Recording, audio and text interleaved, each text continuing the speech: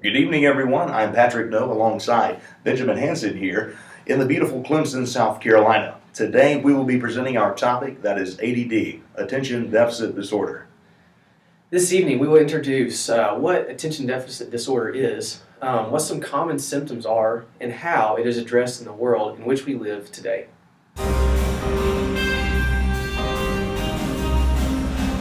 What is attention deficit disorder, or otherwise known as ADD?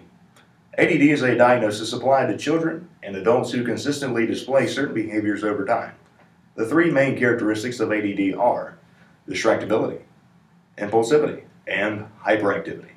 So you might have heard the term ADHD, and you might also be wondering what the difference is between ADD and ADHD. Well, to tell you the truth, the clinical name for both of these diagnoses is ADHD, which stands for Attention Deficit Hyperactivity Disorder.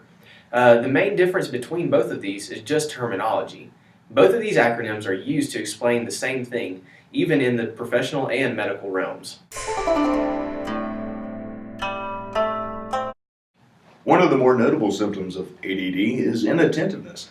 The following will give you an idea of how inattentiveness affects people with ADD. A person with ADD may fail to give close attention to details or make careless mistakes in schoolwork, has difficulty keeping attention during tasks or play, does not seem to listen when spoken to directly, does not follow through on instructions and fails to finish schoolwork or chores and tasks, has problems organizing tasks and activities, avoids or dislikes tasks that require sustained mental effort, such as schoolwork, often loses things, assignments, pencils, books, or tools needed for tasks or activities, is easily distracted, and is often forgetful in daily activities. Hyperactivity is another common symptom of those who have been diagnosed with ADD.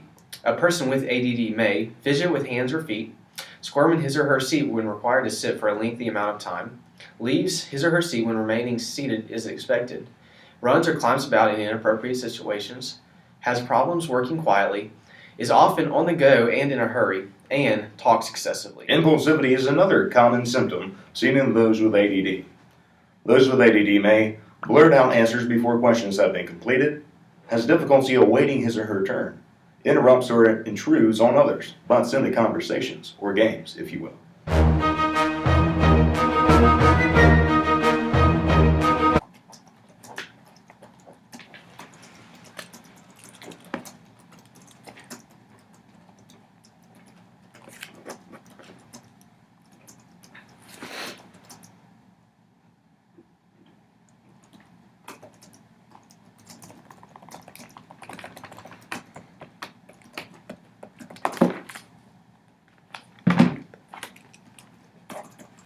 Some possible causes of ADD or ADHD include, first of all, genetics.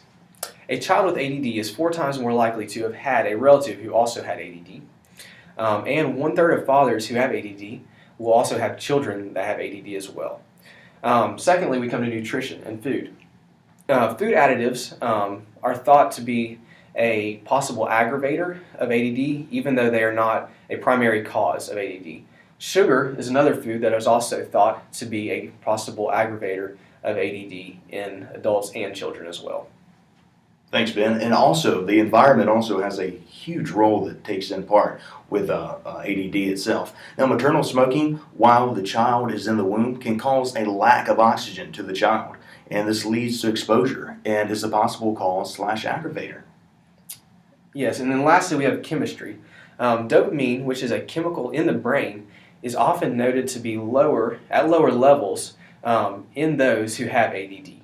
Medicine and treatment also are two very big key players when it comes to dealing with ADD. Now, there are many different medicines out there that can really just help treat, that is, ADD itself and within the individuals that have it.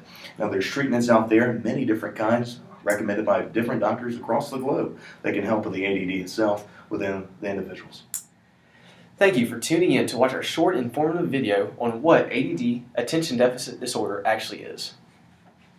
That's right, Ben, and thank you very much for watching on my behalf. I hope you've learned a lot. Thanks for tuning in. Remember to watch us on Facebook, tweet at us on Twitter, and to keep us in mind on LinkedIn for the business professional.